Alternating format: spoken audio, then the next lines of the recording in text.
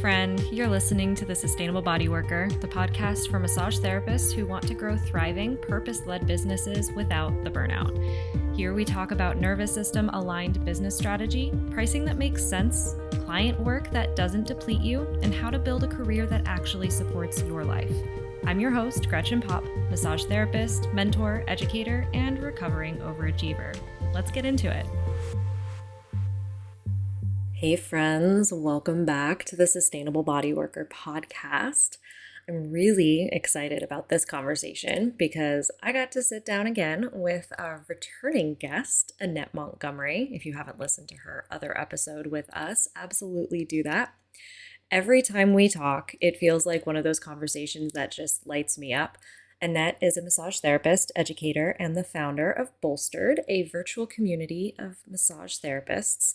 And she brings such a grounded, honest, and refreshing perspective to the realities of building a business in this profession. As you'll hear in this episode, we really went there. We kind of touched on multiple topics, but these were all really important ones.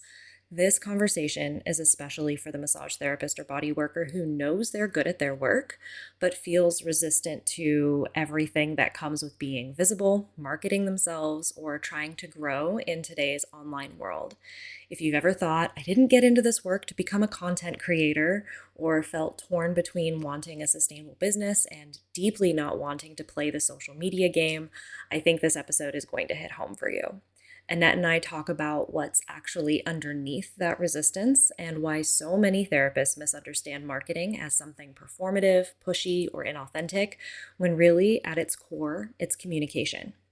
We also get into the deeper issue of how so many practitioners are seeking advice in huge free online spaces that leave them more overwhelmed, more dysregulated, and honestly, more disconnected from their own values. And that part of the conversation feels especially important right now, because here's the deeper issue. When you're trying to build a business from a place of nervous system overwhelm, comparison, confusion, or constant outside noise, it becomes really hard to hear yourself clearly. It becomes really hard to make aligned decisions. And when that happens, even good advice can feel super heavy or impossible to implement. You're working against your inherent value system, right? We also talk honestly about entrepreneurship itself, the myths around freedom, the realities of self-employment, and why being an employee is not a lesser path if it actually supports your life and nervous system better. There's a lot of nuance in this episode, and I think that's what makes it such a valuable one. This isn't just a conversation about social media, it's a conversation about sustainability, discernment, visibility, and what it really means to build a business that fits you. And because this conversation was so aligned and so much fun, Annette and I decided to do something really fun for our communities. For the month of April, we're doing a little class trade between our memberships. So if you join the Sustainable Bodyworker membership anytime in April, you'll find the link in the show notes, you'll get access to Annette's CE class, Your Unicorn Clients, as a bonus. And this class is so good, you guys. It's all about helping you get super clear on who your dreamiest, most aligned clients actually are, and then turning that clarity into messaging that feels natural, human, and really just like you.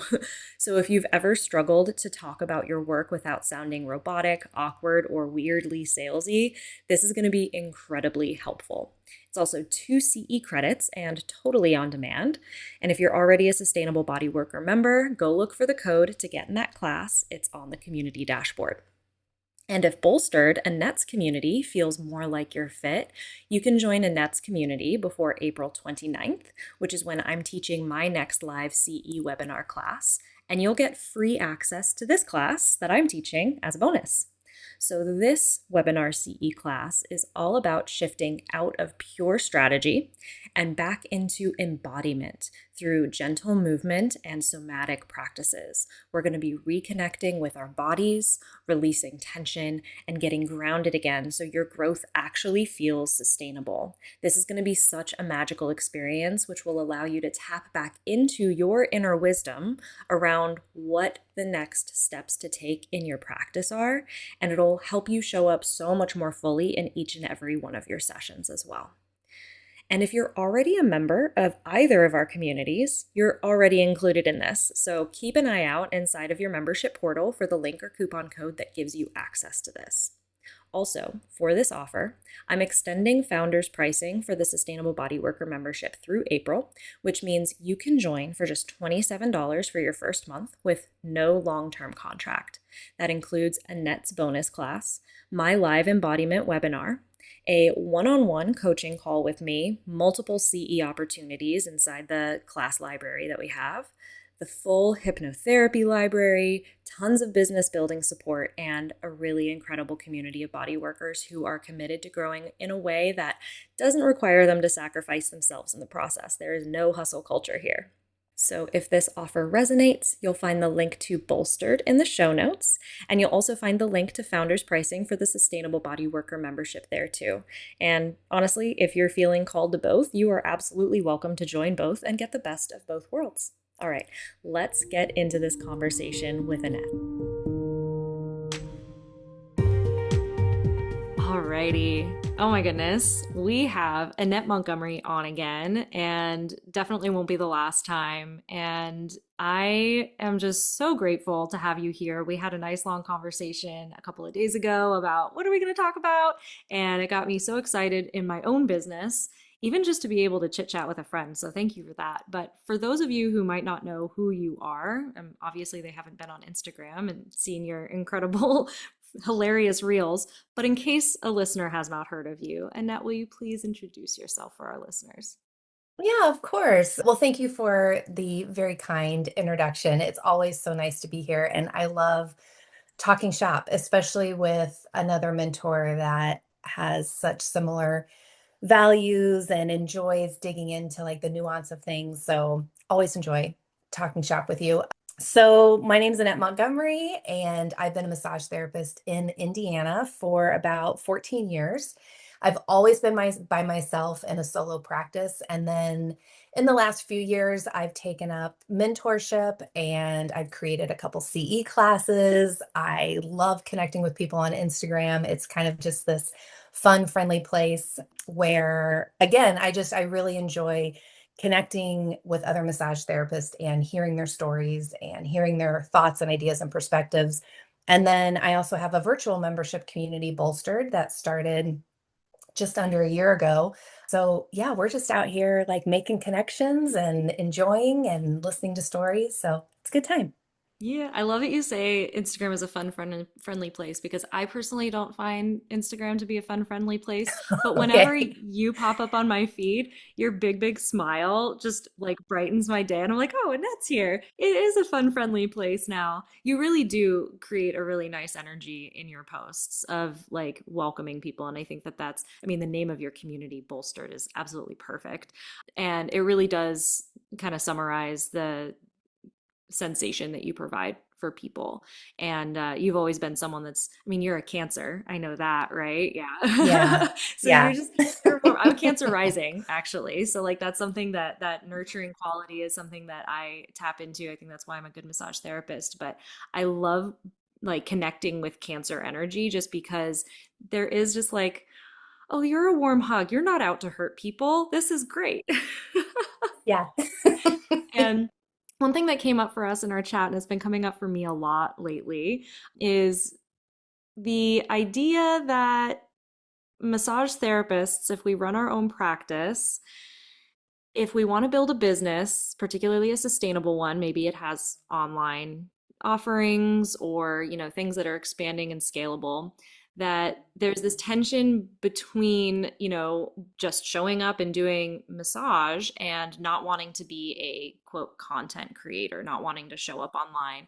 There's so much resistance, especially with those people. They say, I didn't sign up to be an influencer. I just want to do good work. I just, why can't people find me by word of mouth anymore? And most of us really do get into this profession because we love the hands-on work, right? We don't go to massage school because we want to create an online course. That's not what we do.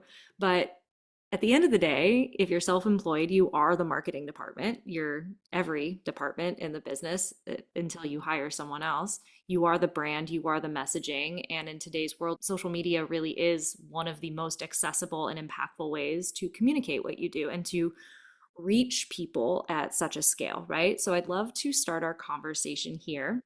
When you talk to massage therapists, Annette, especially the ones that are resisting showing up online because they don't identify as a content creator, what do you see underneath that resistance? What's really going on there?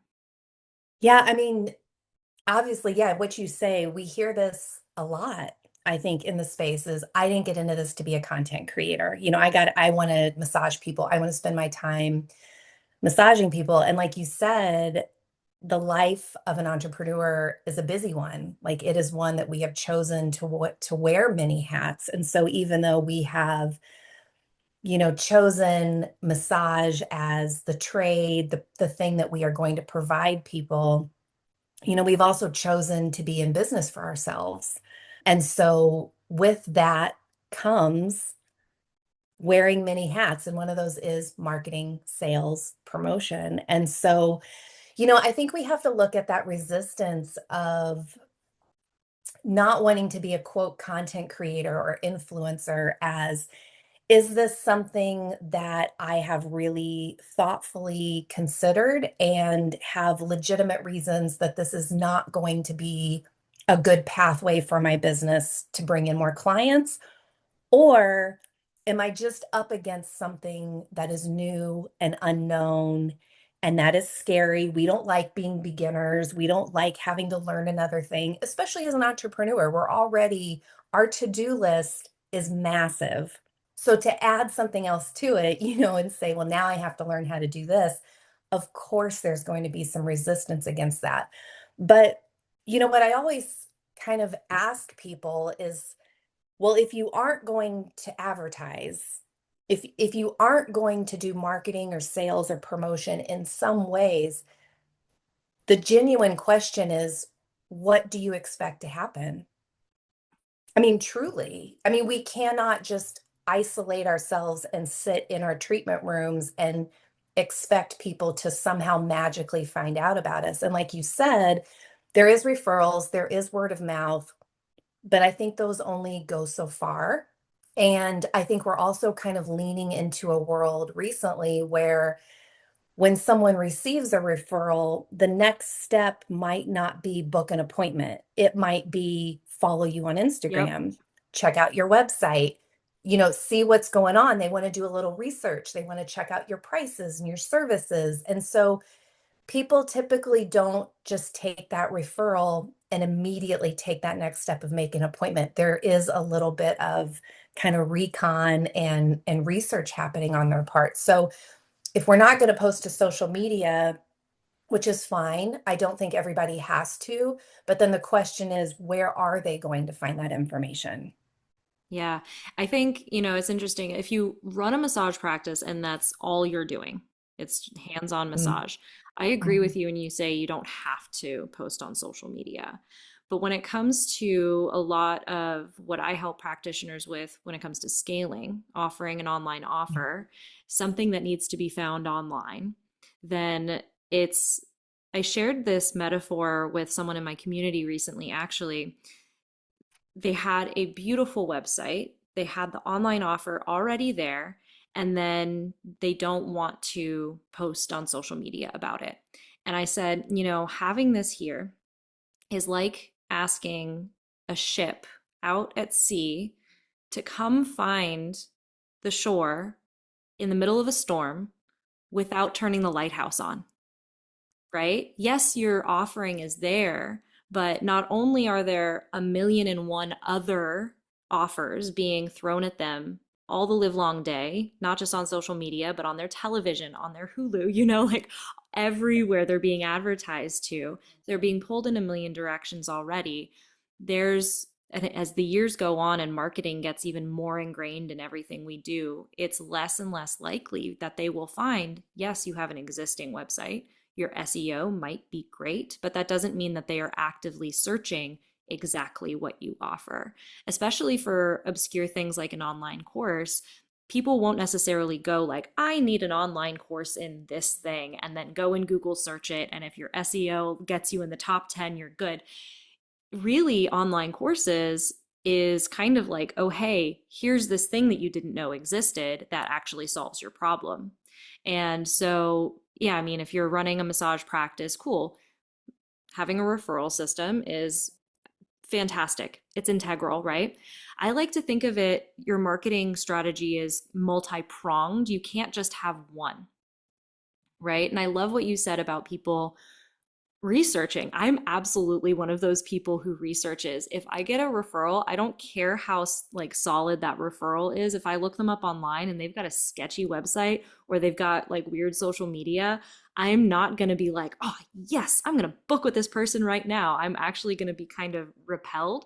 But if they've got a decent website that's easy to navigate, I'm likely to go ahead and book online right there and figure that out. Or I might peruse them on social media for a little bit. And that's where, after the follow, we need to nurture them, right? It's the same thing as like an email strategy, like I teach people with like opt-ins, having a coupon funnel or something like that, like I teach in the automations workshop, where they opt in, but that doesn't mean that they're going to book. So we need to nurture them in one way or another. And building on this idea, I think that a lot of practitioners confuse marketing with being flashy or performative or following all of the Instagram algorithm nonsense. And, we don't want to dance on reels. We don't want to do all of the, TikTok trends and all of those things. But marketing at its core is simply communication, right? It's clarity. It's saying, this is who I am, this is what I do. It's that lighthouse, it's that beacon, right? For those ships that are your ideal clients to come to shore safely. So I'm curious what you might consider the thing that massage therapists most misunderstand about marketing, especially when they treat it as something that's optional instead of foundational. Yeah, well, I think you're already touching on this. I think what I notice most is when massage therapists start thinking about marketing and sales, they instantly get this idea in their head of like the stereotypical slimy car salesman. And they think that sales means they have to be pushy, right? Because it's been a very common marketing tactic for a long time, this bro marketing, which, we kind of define as, manufactured urgency, high pressure, over promising. And it's almost like, it almost feels like bullying. That type of marketing almost feels like you are trying to con or convince someone to do or buy the thing. So yes, that feels slimy and gross. And for a profession like massage, where you have a lot of heart-centered, empathetic type of people, that is going to feel even more like amplified. That grossness is going to feel like you're really going to resist that. So I think the mindset shift there for me is understanding that marketing and sales can look another way. Like it can also look like what you were talking about, communication and sharing information. It's education, it's sharing your values, it's setting expectations, it's letting people know what it looks like to do business with you. And even if you don't want to get into like showing your face and, doing these beautiful videos, it can just be the basic information of what it means to book an appointment with you. So, for example, I don't really have an Instagram account for my hands-on massage business, but what I do have is sort of a placeholder account, and it is either 9 or 12 posts, and it's all the information. It's my pricing, it's how to book, it's what I'm good at, it's my location. There's a couple pictures of the treatment space. And there's also a note that says, I don't check this account. If you want to get a hold of me, this is my email. This is how you book an appointment. This is how, because I want it to be there in the sense that maybe somebody finds me, maybe somebody wants to look me up. I mean, I'm not actively advertising, so the chances of someone organically finding me is very, very low. But if somebody wanted to be like, oh, here's our Instagram, the basic information is there. I love that. So Yeah, so I mean, if you wanted to do that and maybe not even do that with like a static account and you wanted to continue, you could just essentially recycle those 12 things over and over again, and it wouldn't matter.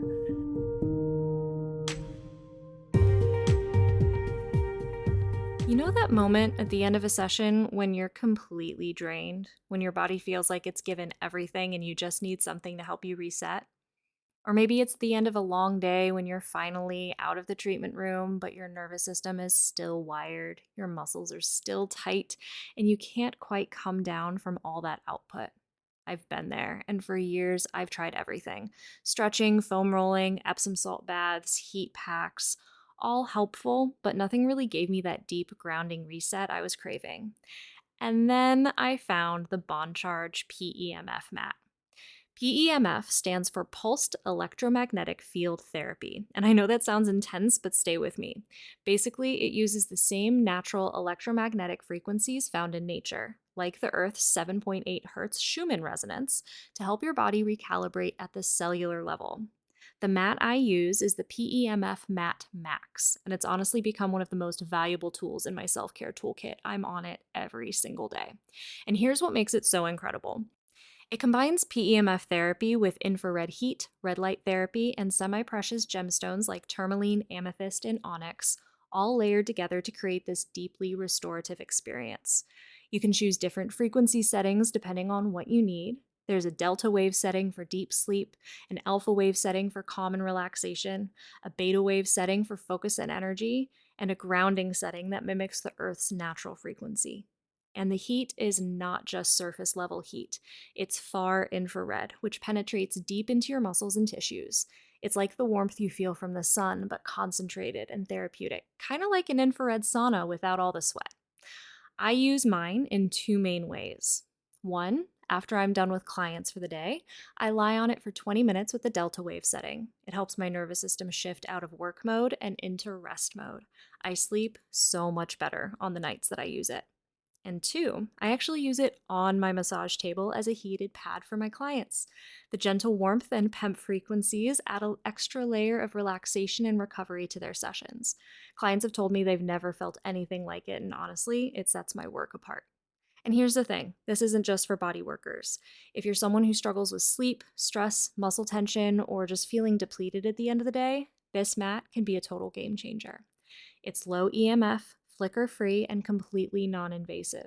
You just lie on it, choose your setting, and let it work. No pills, no appointments, just 20 minutes of deep restorative support for your body and nervous system. So if you've been looking for a way to actually recover, not just survive, head to the link in the show notes and use the code SUSTAINABLE at checkout for 15% off your order. That code again is SUSTAINABLE. Just for our Sustainable Bodyworker podcast listeners, you get 15% off. Your body works really hard for you and your clients. This is one of the best ways I've found to give back to it. All right, back to the episode.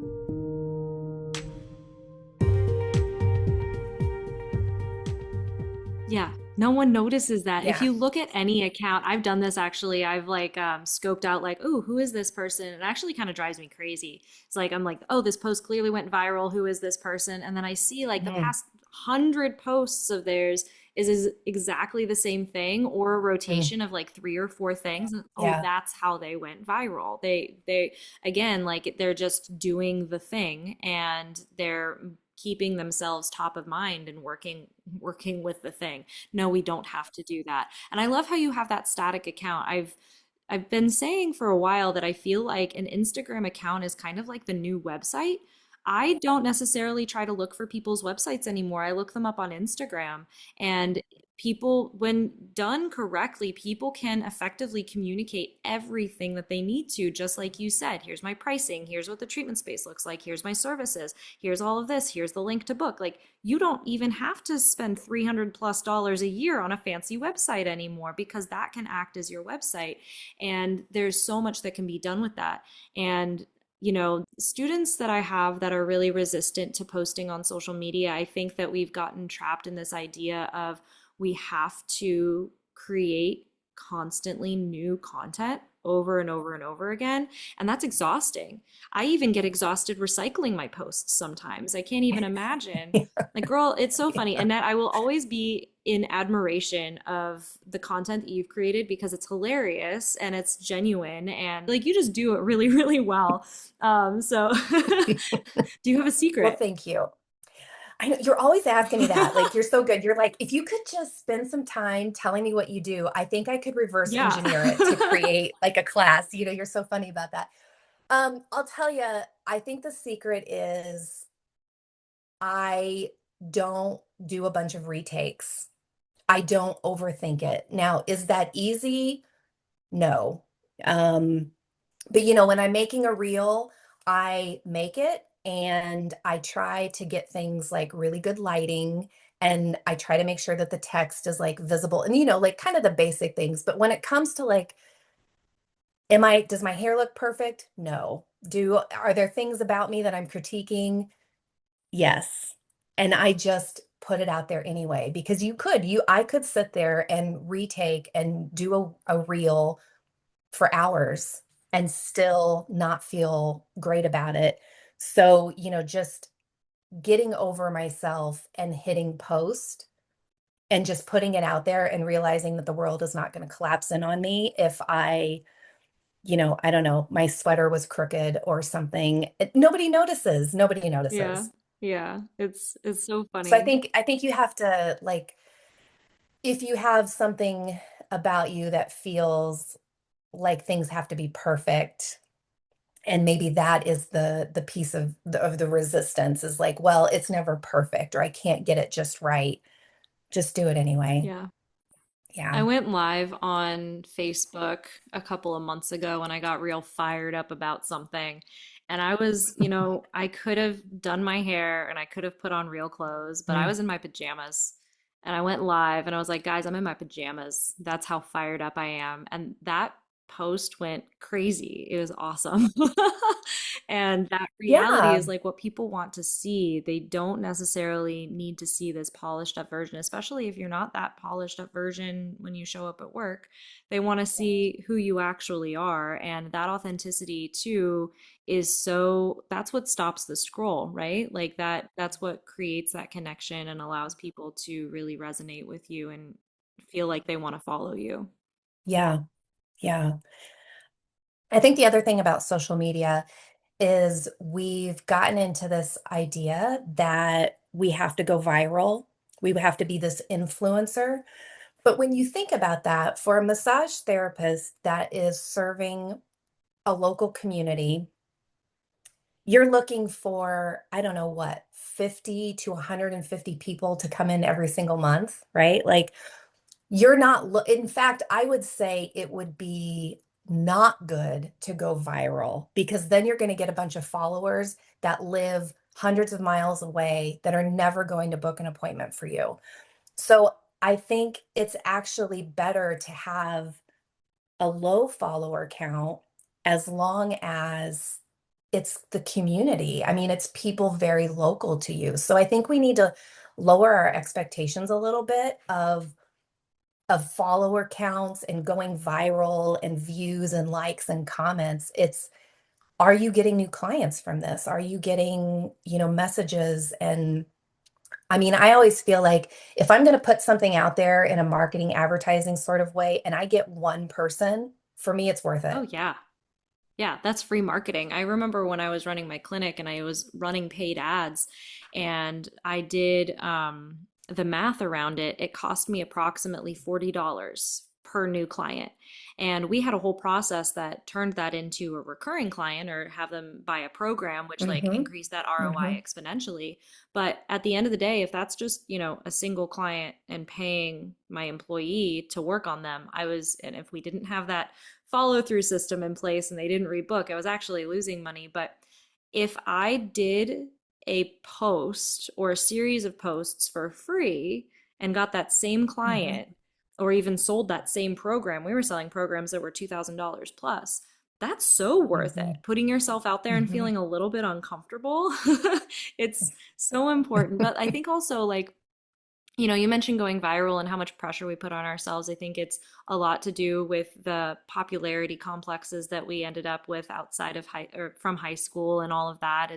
It's just the dopamine and all of that. And if someone likes my post, then we're validated. And it's not that there's anything wrong with us. It's just we are wired that way to feel like, oh, I posted this and it didn't do well, but I posted this and it did do well, and then I posted again thinking like, oh, I'm on an upward trajectory and it didn't do well. Oh, I'm terrible and I'm like worthless. So I think checking ourselves too when we start to get caught up in that rather than thinking about the big picture of what am I actually doing this for? Am I doing this to feel good about myself? Or am I doing this for clients? And using the analytics that are important to look at. Am I actually booking clients? And there's so many different layers to this too. The whole concept of how toxic social media can be for like the dopamine and the attention, and just kind of getting stuck in that hamster wheel, so to speak. But there's also another layer that you and I talked about too, which is how many practitioners lean really heavily on these massive free Facebook groups for business advice. And I like Instagram because there isn't necessarily that the group aspect of it, which I think that the group aspect of Facebook can lead toward like mob mentality. And on the surface, I can understand, and I came from this as well. Back, I remember I joined one particular very large Facebook group.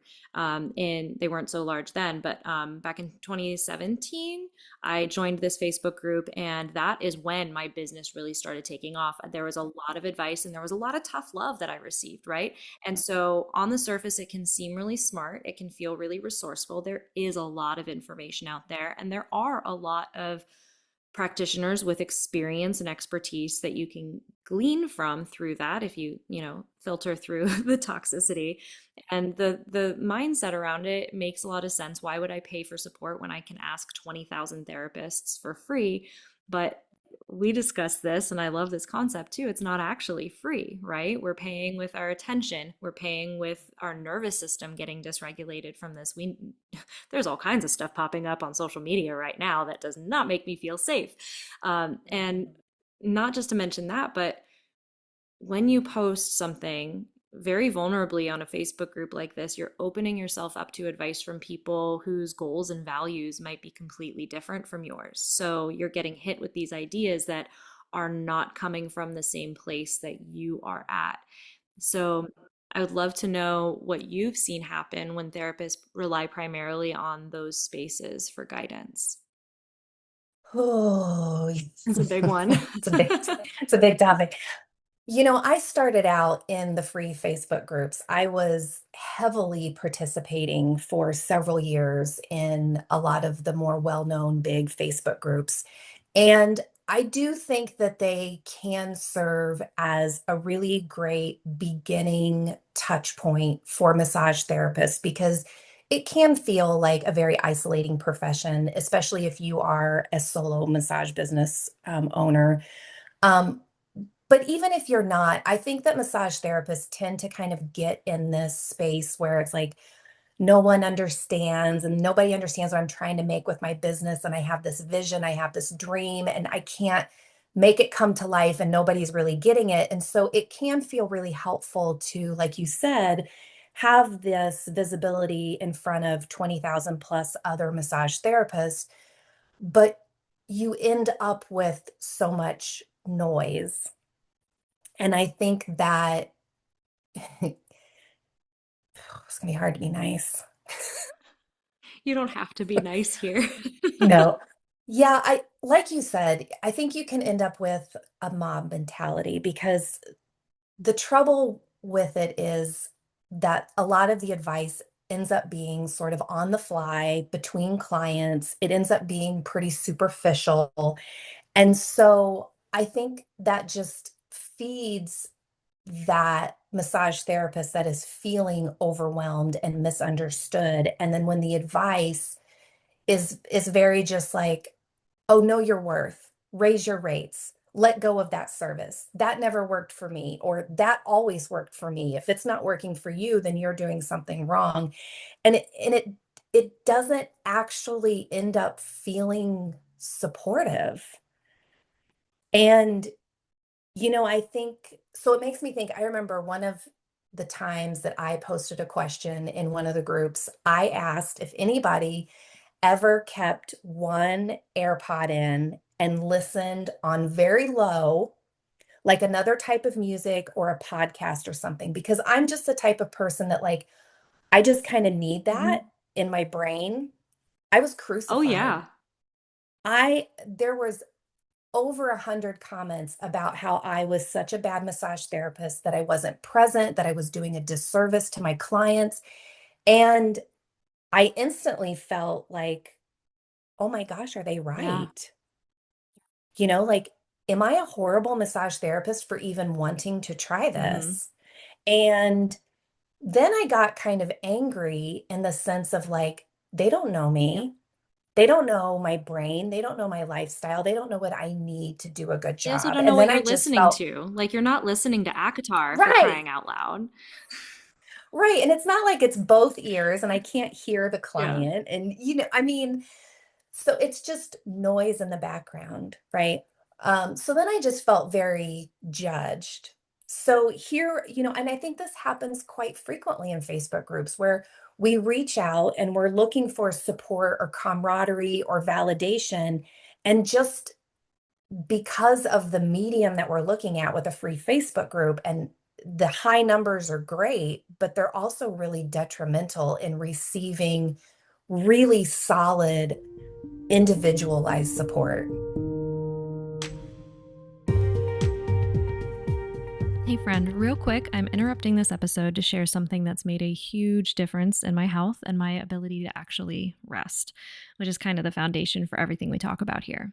Now, you've heard my story, and you probably know that I used to be a chronic insomniac. Like, my eyes were super tired, brain totally wired, body aching all the time, just laying there for hours wide awake, even though I was completely exhausted. And even when I did fall asleep, I'd wake up with that classic cortisol spike at 3 a.m. and couldn't fall back to sleep again. I honestly just thought that was how my body worked. But everything changed when I started using Swanwick blue light blocking glasses. I was in a program that emphasized 3 pillars of health, and sleep was one of those non negotiables. And once I understood what blue light was doing to my nervous system and circadian rhythm, it made so much sense. So here's the science, real quick. Blue light, especially from screens and overhead lighting, suppresses melatonin production. And it doesn't take much. Even small amounts of exposure after sunset can delay the release of melatonin by hours, making it so much harder to fall asleep and stay asleep. But that's just the beginning. That same disruption also affects your cortisol rhythm, your ability to regulate inflammation, your blood sugar, your digestion, and even your tissue repair. Now, you're a body worker, so you know sleep is when the real healing happens for you and your clients. So now I wear my Swanwick glasses every night starting at around 5 p.m., especially if I'm leading a Zoom call or working late, and the difference is wild. I fall asleep within 30 minutes of starting to read in bed, I sleep so much deeper, and I wake up with a lot less pain. And most importantly, I feel like me again. And just to take it a step further, I even swapped my bathroom light bulbs to their amber toned bulbs so that my evening routine doesn't confuse my body into thinking it's midday. This is one of the easiest, most effective upgrades I've made to my nervous system regulation and overall healing. It's super low effort, high reward. Honestly, it kind of feels like cheating. So if you're someone who struggles with winding down, or you find yourself wired at night even though you're bone tired, give these a try. There's a link in the show notes to grab your own pair. Okay, back to the episode.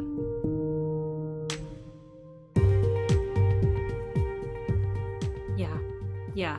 And one thing that you said that I want to call into awareness, and this is, you know, likely to ruffle some feathers, but I'm okay with it because the fact of the matter is, when we are scrolling through Facebook or social media, we are getting those quick dopamine hits and we are getting Mhm, triggered left and right.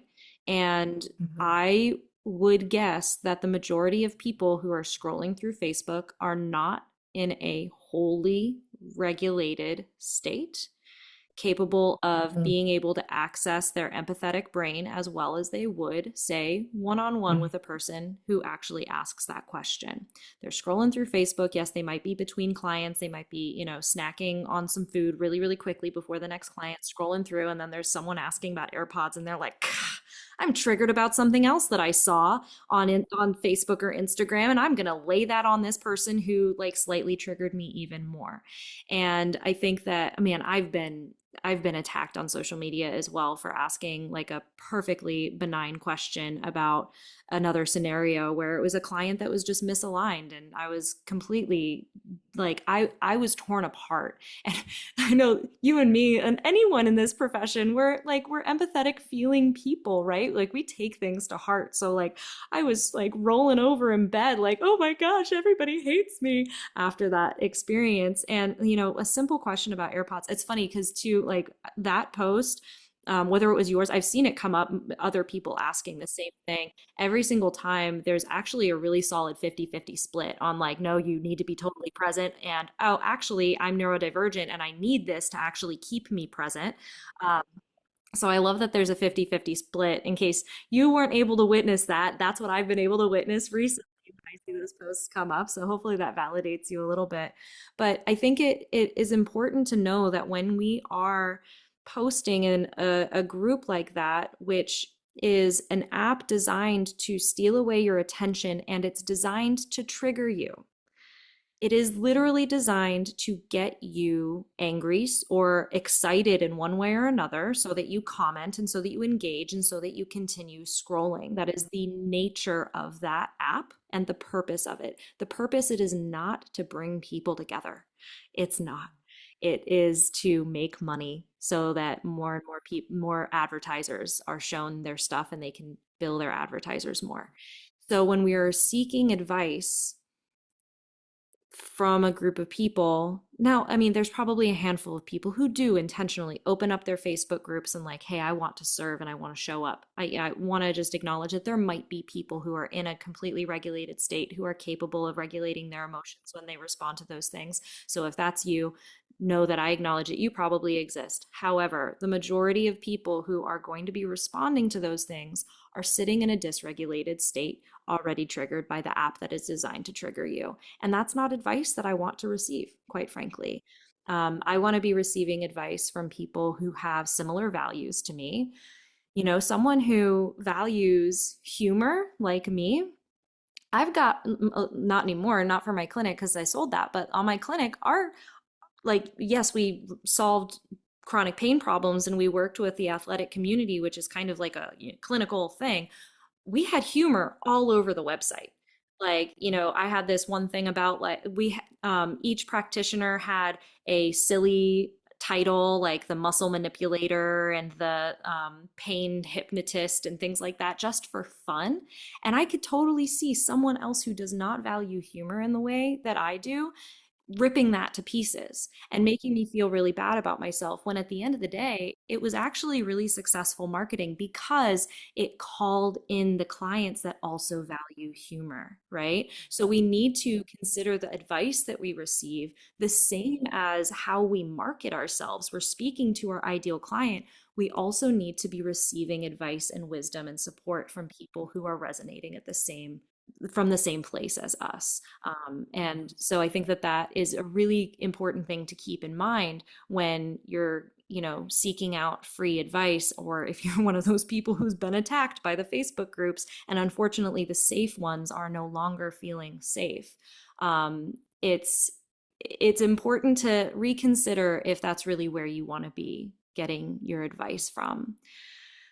And I mean, I think that, the toxicity and all of that is something that we we really don't talk about enough. It's the nervous system is so integral to what I talk about here on the podcast, what I support practitioners with. And frankly, it's a hot topic now anyway, just in the world. But these environments do a lot to the nervous system that we aren't always aware of. Like I said before, these platforms are designed to keep us super activated, outraged, comparison syndrome and self-criticism. It's all baked into that. And then we are trying to make major business and life decisions from that state. It just doesn't line up. It doesn't make sense, right? And at the end of the day, it's impacting our nervous system. And I would love to get your perspective on what being in those spaces does to someone's confidence and clarity as a business owner. Yeah, I think before when you were talking about how the people who are commenting, and we're speaking very generally, very broadly, Yeah. right? Like this obviously does not apply to every single individual, but broadly speaking, the people who are commenting and replying are probably doing it on the fly. It's just like, let me just throw in my 2 cents. They may be in a dysregulated space themselves. And sometimes I wonder if when we are asking the questions and we are the person seeking the advice, we're already overwhelmed and we are in decision paralyzation and decision fatigue. And I think you see 90 comments pop up, and maybe initially you get this little dopamine hit of like, ooh, that was a good Yeah. question. And I got lots of comments, and that makes me feel really good. But then I think there's a tipping point where suddenly you get really annoyed about all the notifications and the dings on your phone and you're tired of it. And then you have to wade through 90 comments. And I would guess maybe two or three of them have something that you can actually walk away with that's going to maybe move the needle. And I think the other thing about I would be curious if people got really honest with themselves with the free Facebook groups is, are they also just looking for that dopamine hit and the illusion that they are working on their business when they're not? And it makes me think of and I believe this is like actual scientifically like data backed, but when somebody, let's say, they're going to start exercising more, they're going to add more movement to their life. And before any of that actually happens and they actually go to the gym, they buy the planner so that they can track it. And they buy the new sports bra Mm-hmm. and the new pants and they buy some equipment. And it kind of makes you feel like you've already started doing the thing when you actually haven't at all. Mm-hmm. And sometimes you never end up actually getting to the thing. So even though large numbers in the free Facebook groups, lots of followers, lots of members, lots of comments, I wonder if it actually is helpful and effective, or is it kind of keeping us running in place? Because when I was in them, that was my experience. Like I heard things like you should raise your rates, you should let go of clients that don't align with you, but I never actually learned Yep. how. So you're getting that validation and you're kind of seeing the light at the end of the tunnel, but there isn't anyone in there to actually get you from step one to step two. So, yeah, I guess my question would be, if you're honest with yourself, are they genuinely as helpful as you believe them to be? That is such a valid point. And it's interesting because I kind of did a little reflection of, okay, where was I at when I joined those Facebook groups and I was getting all of that free advice, and when did the needle actually move? The needle actually moved when I finally invested in my first business program. And frankly, joining the Facebook groups did expose me to the options that I had based off of the mentors that were advertising or the recommendations that were there. So it did help me point in the right direction. But the actual needle moved in my business when I actually invested in myself and I got some advice that was tailored to me by someone who had actually been successful at the thing I wanted to do. And that's where a lot of us tiptoe around. We try and so many of us are running in place. Yeah. Oh gosh. I'm sure some people listening to this are like, "Oh my goodness, I feel so called out," and just want everyone to Yeah. know we both love you and we're both here Yeah. for you. So just reach out if either of us seem like someone who can support you. We Yeah. both have amazing offerings. Now, Annette, one of the another thing that I really loved about our conversation the other day was this idea that maybe not everyone is meant to be an entrepreneur, and that's not a failure. really. There's this narrative, and man, I've dealt with this for a long time. But this narrative that if you're skilled and ambitious, that you should go out on your own, right? Especially if, you've worked at a studio or a place that you're fully booked and your clients love you and you're kind of at the max capacity, you're at the ceiling of what you could possibly earn. And that the only way to make any real money or have freedom is to just go and start your own practice. But the reality is, after taxes, overhead, marketing, admin, all that stuff, that's not always true. In fact, you probably will earn a lot less, especially starting out. What do you wish more therapists understood about the realities of self-employment versus being a well-supported employee? Mm.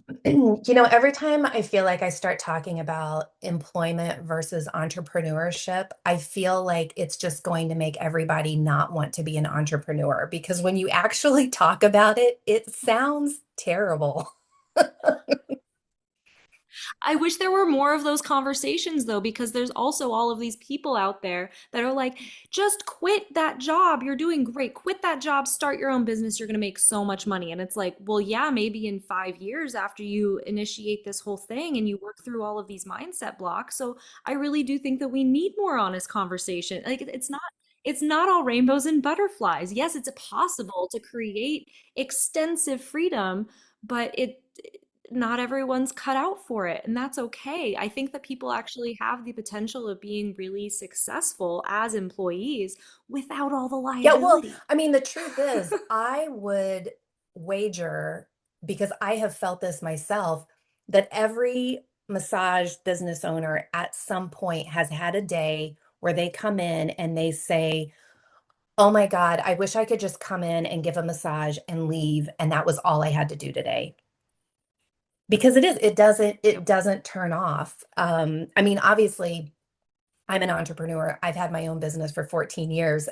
I'm not walking away from it, but when we're talking about something like more freedom and more flexibility, I think what we really need to do is we need to get really specific about what we're talking about when we say, I want to have my own business because I want more freedom. What are we talking about? Like, what is that? Is it freedom from authority and being told what to do? Do you feel like you have an income ceiling?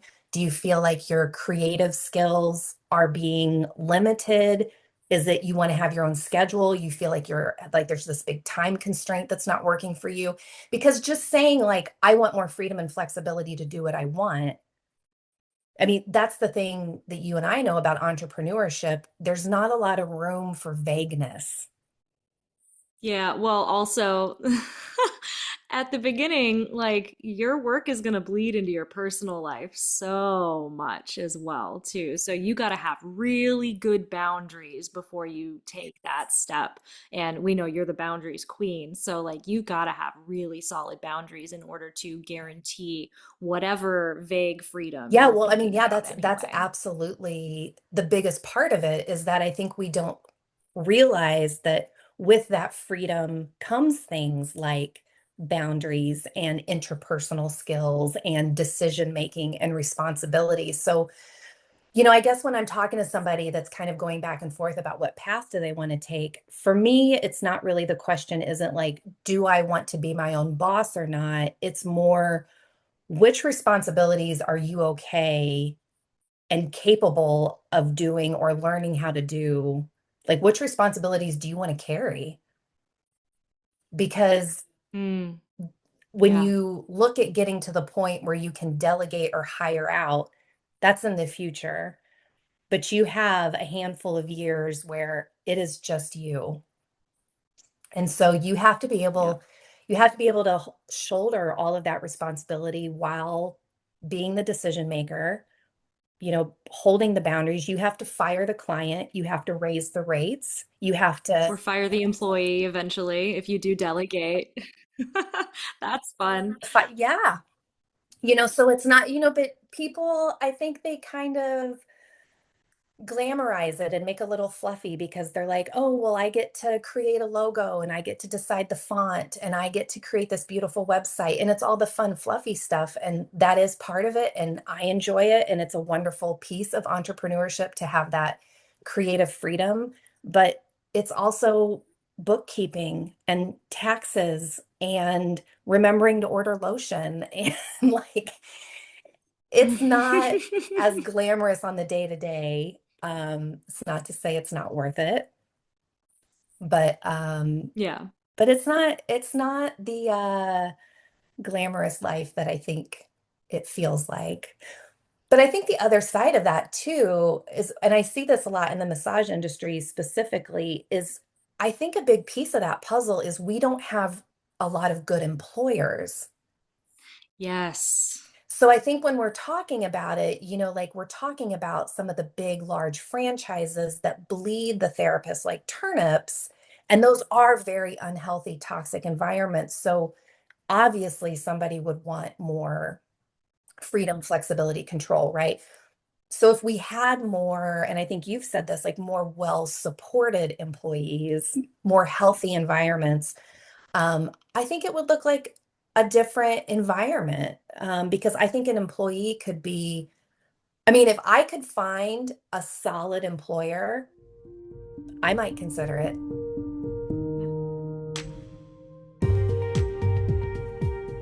Hey friend, quick pause in the episode because I have to share something that's made a huge impact on both my practice and the work I teach inside my courses. Now, if you've been following me for a while, you probably remember the teal cups I started out with. Those were iconic in my early days of teaching cupping therapy. But here's the thing I learned the hard way. Not all silicone cups are created equal. I started noticing huge inconsistencies between sets, cups that discolored fast, sharp edges that irritated my client's skin, and it just wasn't cutting it for the level of work I was doing. And in 2020, I found Global Cupping, and I've never looked back. Their cups are hands down the clearest, smoothest, and most consistent silicone cups I've ever used, and I've tried a ton. The difference in quality is immediately noticeable. These cups stay clear even after repeated disinfection, and they're built to stand up to high-level sanitation protocols, something I insist on teaching in my neuromuscular cupping therapy trainings. What I also love is the customizability.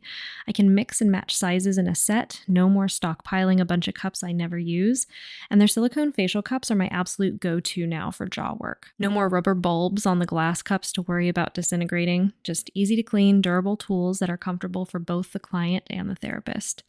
In my own approach, I combine cupping with movement, massage, and retraining at the neuromuscular junction. And that means I need cups that can move with the body, grip well, and feel safe and smooth on sensitive tissue. These silicone cups, especially the 55 hardness to start with, are perfect for that. And for chronic pain clients, especially those with nervous system dysregulation, the ability to glide, pause, and work in dynamic ways is key to breaking pain cycles. Plus, their customer service, impeccable.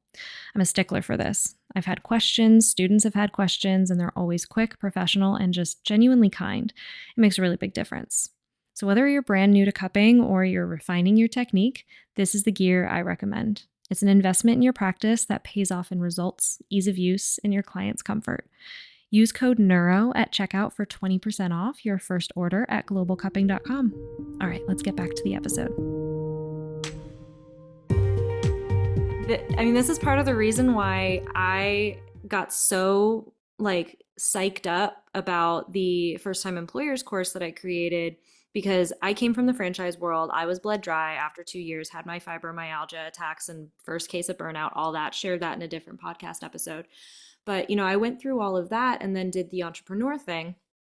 And it was great and led me to the place where I had the online course and created that financial freedom and all that flexibility for myself. Ultimately led to me realizing I didn't even want to stay in the state that I was in, primarily because I could not afford the actual dream that I had, even working at that level, purchasing some land and all of that. Everything's burning down in Colorado anyway, and there's no water for land, and I wanted a garden. So moving to a different state, yes, I had the financial freedom that my business gave me to be able to do that, but then I was left without any clients. And it's so funny because when coming out here and working with the employer that I'm working with now, she goes, "You don't want to start your own practice?" Like, technically, I know all of the things to do. I could do all of the things. And I was like, "No, I don't want to do that." And I really lucked out having a supportive place to work where I'm able to do the style of work that I want and I am paid adequately. But I have consulted with so many practitioners who are on the quest to either hire their first employee, or they are trying to kind of rectify the situation of the small team that they already have and kind of get things figured out. Because a lot of people start out with, wanting to pay a certain amount, and then it ends up they realize like, oh snap, I can't backtrack this, but I'm losing money every session that you give, even though technically my business is growing. And the reality of it is just not something that we're taught in massage school. It's funny how you mentioned like the logo and deciding the font and building the website. That was legitimately my business class in massage school, and that teacher should not have been teaching that, because it's not like you can go to Vistaprint and make a business card. Sure, that is not what business is. And so when it comes down to it, I've consulted so many practitioners who are like trying to figure it out, or they've already gone so many steps into hiring that they have realized that they've dug themselves a hole.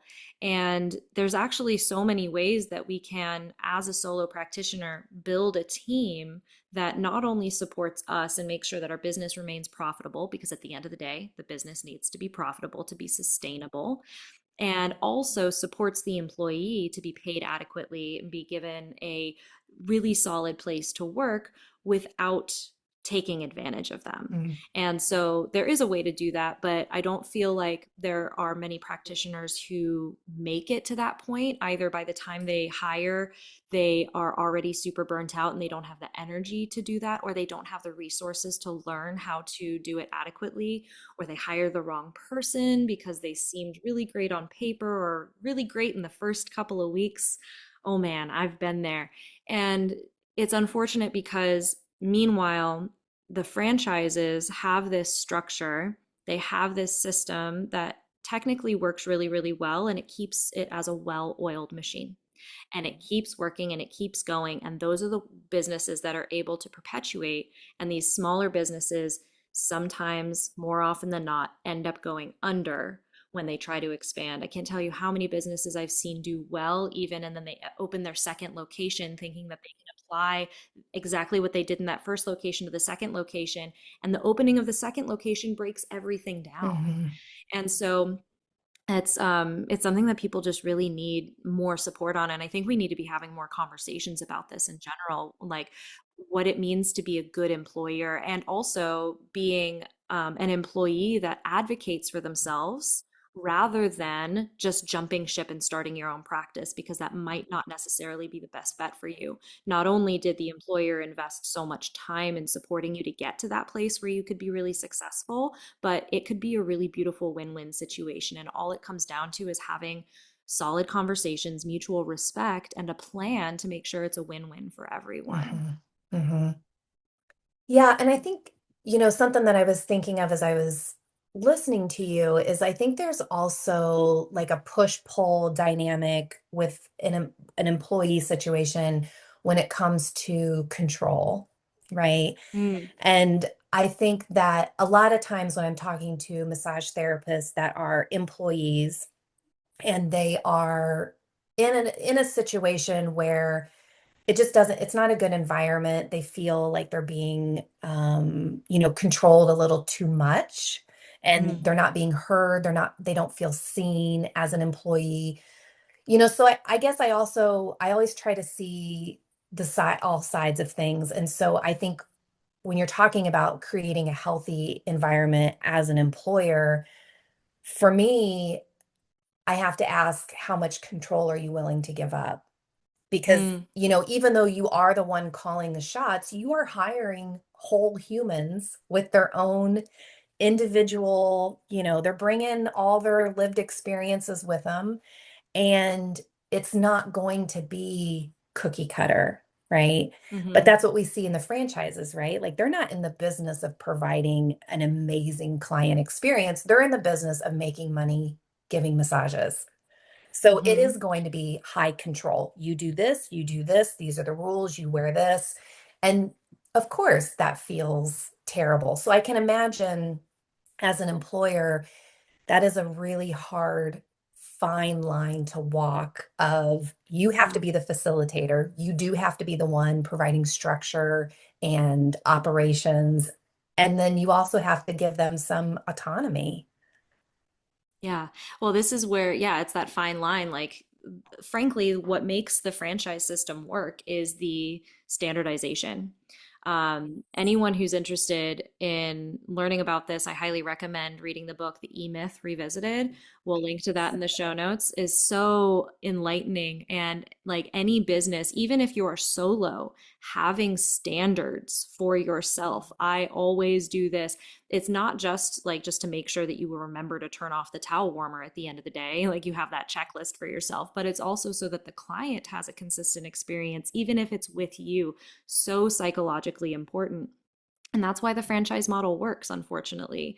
And I really do think that there's a middle ground that is possible if we have more of these conversations, if we have more successful entrepreneurs who are willing to relinquish control, but also recognize that they need to create this container. They need to create the container for their business. And, the decision and discernment around whether or not this is possible for them, right? So how can someone honestly evaluate whether they're actually called to entrepreneurship, whether they're called to that place of, even becoming an employer and all of that, versus whether they might thrive inside of a healthy, supportive environment, employment structure, I should say? Yeah, I think it kind of goes back to asking yourself questions, like I said before, like, how much responsibility do I want to carry? I think you also have to be really honest about how comfortable you are with uncertainty, because this can feel very feast or famine. Every time you have a slow month, you can't fall apart and, run to the free Facebook groups and ask how to get more clients. Yeah. You have to be able to implement and rely on those other skills, because once you're an entrepreneur, it is no longer just about how good of a massage you give. And so I think you have to be honest about how willing you are to learn other things like social media or email platforms or interpersonal skills. How can I effectively fire a client without crying for the next 2 weeks? Like I mean, how do I have these boundaries? How do I write policies? How do I enforce those policies? So I think it's just being honest about what you are willing to do and what you're capable of doing or learning. And I think you also just kind of have to know about like how the environments in which you thrive and the values you have. If you really value collaboration and team decision making, and you enjoy someone else kind of laying out the structure and the pathway, and you just want to come in and do the work, you're going to be great as an employee. If you enjoy being a little more autonomous and you want to be able to call the shots, and you feel good about not only making the decision but following through on the That's it. implementation, I was right? going to say you have to have the discipline, because I can see so many people being like, that sounds great. Yes. And they're not going to follow through on the thing. Yes. Yeah. And I understand that struggle. I mean, like, I am very high visionary. I have 20 new ideas a day, and it is really hard for me to implement. I mean, I really have to sit down and create the plan and be like, okay, in 2 weeks, I'm going to do this, and then I'm going to do this. And I really have to break it down because I will lose that momentum. So I think you have to be really self-aware, and I think you have to be able to reflect. And I think you have to just be able, again, be okay with that uncertainty where you can just keep moving, Yeah. because Yeah. there's nobody And there there's not really going to be a boss there to be like, hey, we gotta kick it into gear. Like, we need to have a talk. mhm. Yeah. Yeah. Yeah. Well, I think the way that your business goes ultimately gets to be the boss for you there, the results that you get from it. And one thing that comes to mind for me is like when you're an entrepreneur and when it comes to that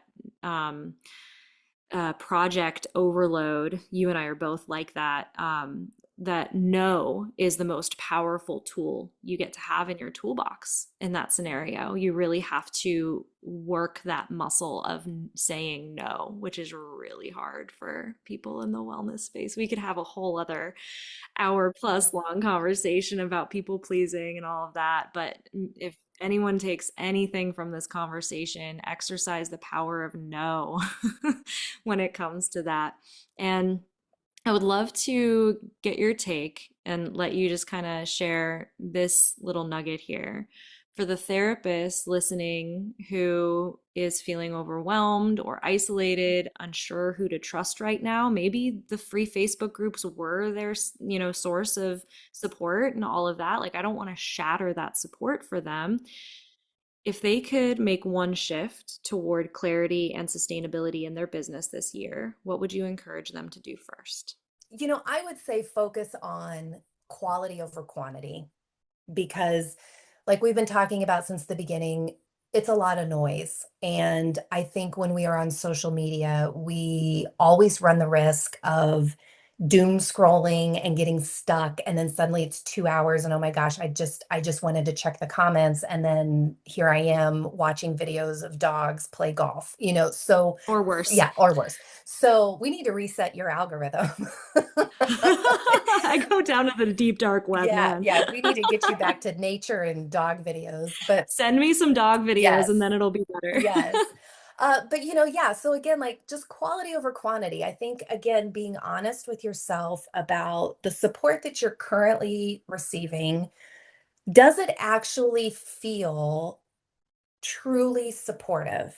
And I think that that's two part. Like I think it could actually be providing actionable steps that get you from step 1 to step 2. You actually feel like you're making progress. And I think support can also feel like hand holding and a big hug. And it's nurturing that sort of emotional side of it so that you do feel more regulated and strong, and you have more clarity to then go and make and move the needle by yourself. Right. So I think we just have to look at what is actually truly supportive and what is just superficially masquerading as support. Yeah. Yeah. And you run Bolstered. And I would love for our listeners, if they are really resonating with you, to learn a little bit more about Bolstered. Obviously, we'll link it in the show notes, but your community is that hug. It's Yeah. that support. So share a little bit about that. Yeah, well, thank you. Yeah, so it was funny because I was actually thinking about this morning, because you and I both have communities and memberships, and so I was like, man, because we're both doing it, but we're not in competition with each other, right? Yeah, they're not the same. Yeah. Yeah, and so I was trying to think. So tell me what you think, because I was like, okay, if I was going to refer somebody to Sustainable Body Workers with Gretchen, I was like, I would invite the massage therapist that is looking for a clear path, structure, classes, like really actionable steps. Like you are really caring about getting people to their goals in a very Yeah. like logical way, right? Like we can do this. This is how it's going to go. We're going to make sense. And so like I think people that really need that clear cut path with all of that really individual gooey support to go along with it. What do you think? Would you agree? Yeah, I love Okay. that. I mean, Okay. specifically for people who want to scale with an online course or hiring, and Yeah. like they're at that next step. They're ready to Okay. just move beyond that the private practice or where they're at Yeah. currently. Yeah. Yeah. So then I was thinking about Bolstered, and, I think it is currently more about the softer virtual hug, the being in connection with other people, the being in community. It's the encouragement and the uplifting. There is business advice, of course. I have 2 CE classes that are part of the membership. Um, but it is kind of like you're hanging out and having hot chocolate with a bunch of your massage friends. It kind of has that gooey feeling where it's maybe there is the business advice and there is the structure and the path, but It's cozy. It's a Yeah. cozy feeling. Yeah. I see it as like, I mean, I haven't been inside Bolstered, but I've been in your sphere and I've connected with you enough to know, like, I get a sense of what it would be like in there, where it's like, if I'm at the end of a long work day and I'm thinking about throwing in the towel, or I had a challenging client interaction and I don't know how to recover from it, that's the place that I want to land, Mhm, to be able to get the validation that I mhm. need, to be able to get the next steps so that I can feel clarity and Yeah, confidence moving forward with that, and then also just feel like I'm not alone. Like yeah. that's the place that I want to land Yeah, after that. yeah, yeah, it's really nice. Like I started, I do twice a month, I write and post what I call like a love letter. So I send a little encouraging love letter that I post in the group for everybody to read. And then recently we just did snail mail where I asked members, whoever wanted it, I didn't force it on anybody, of course, because you know how much I love consent. So, Yeah. so I asked people who wants to receive some mail, and I had about 45 people that I hand wrote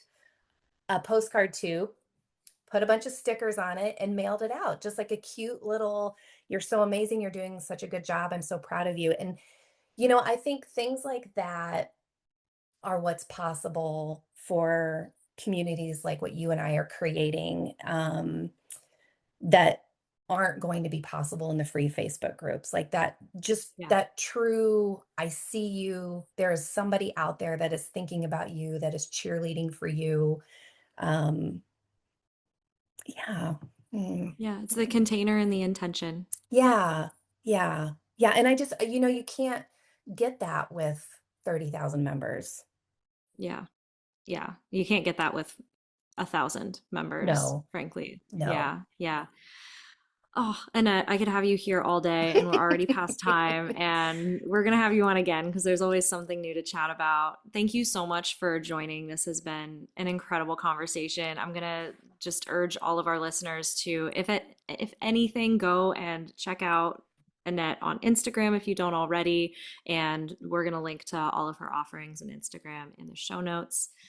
So much gratitude from Yes. me to Thank you. you. Thank you. Thank you, Gretchen. Thanks for listening to The Sustainable Bodyworker. If something resonated for you today, grab your free breakthrough session, which includes a custom hypnotherapy track to help you unlock the next level. Grab it now with the link in the show notes. And to hear more, hit subscribe. We'll see you next time.